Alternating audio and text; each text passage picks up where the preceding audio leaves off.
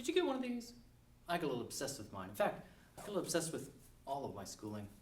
Did you ever wonder where schools came from and where they're going? Ever since you were thrown out? I mean, graduated. I couldn't stop thinking about that, so I looked it up. What the textbook said is that only schools for the elite existed until the Industrial Revolution, when current schools for the masses were invented. The ideas of age segregation, dividing the day into class periods, ringing bells to change classes, letter grades, report cards, and many other features of most schools today were designed to ensure that children would be well trained to behave as if they were a cog in the production machine of a factory. The essential features of schooling are first, to deliver content via instruction, and second, make sure that the teachers and students have the right incentives to produce the instructional bookkeeping, such as test scores and grades that are supposed to tell everyone how well they are doing. Well, I looked into it a little more. I spent over 20 years studying schooling and education, and you know what I found out? That is not the whole story. There's a lot missing from this explanation. For one thing, the system looks fine. It's a nice feedback loop. No problem, right? Everyone knows, however, it's in crisis. But if you believe the media, the crisis is bad instruction, or bad teachers, or bad incentives, or bad administrators, or bad tests, or bad students, and there's not much else to go on. The real crisis is that they've completely missed the problem. It is in crisis because the system expects people to act like data processing robots. And real human beings do not act like robots. The truth is that learning is not about delivering content. Learning is about growing mental maps.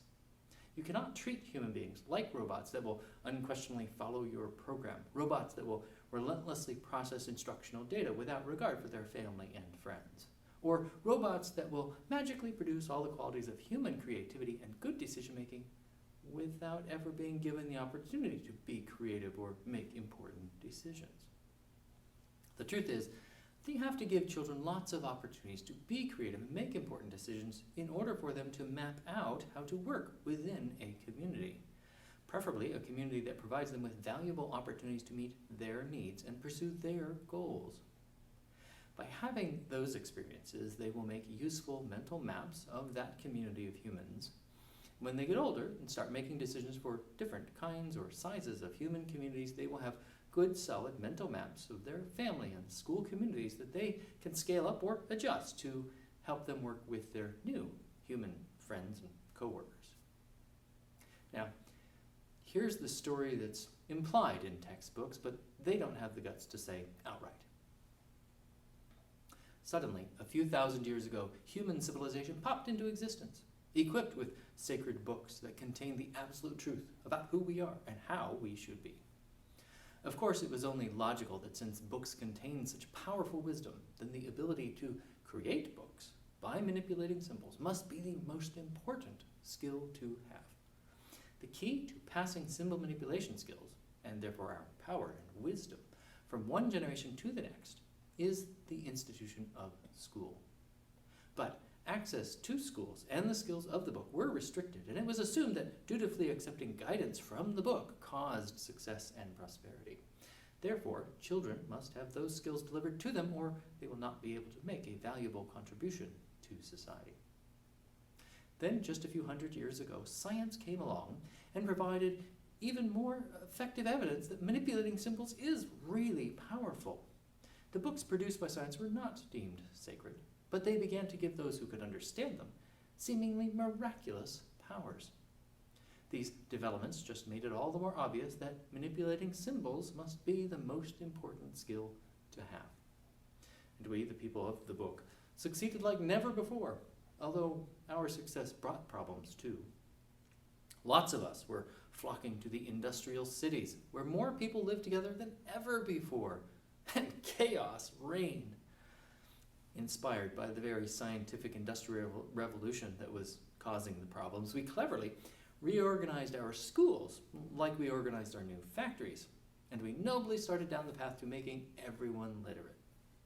We invented efficient management techniques that enabled school administrators to manipulate the incentives that operate in the classroom with scientific accuracy based on the measurement of student outcomes. We redesigned the schools to reflect both our heritage as people of the book, who deserve their good fortune. But we also borrowed ideas from the scientific management of the factories that were making us a global force. Thus, we transformed ourselves from the people of the book into people of the book factory.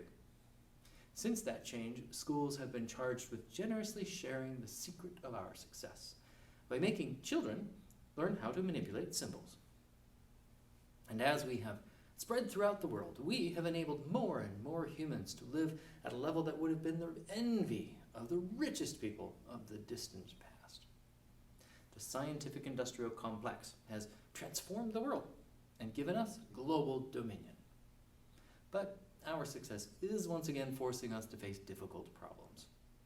And as people of the book factory, we have faith that our symbol manipulations will guide us to the technological innovations we need to survive and live happily ever after. Of course, that is not the whole story. There's a lot missing. The truth is, the majority of human existence was completely left out. And, of course, we were not spontaneously generated out of nothing, equipped from the beginning with literacy and schools. Literacy and so-called civilization were developed from at least 50,000 years of storytelling. And even before that, the stage on which we humans arrived was set by over 3 billion years of life's evolution. In part 2, I will share with you the real story of school.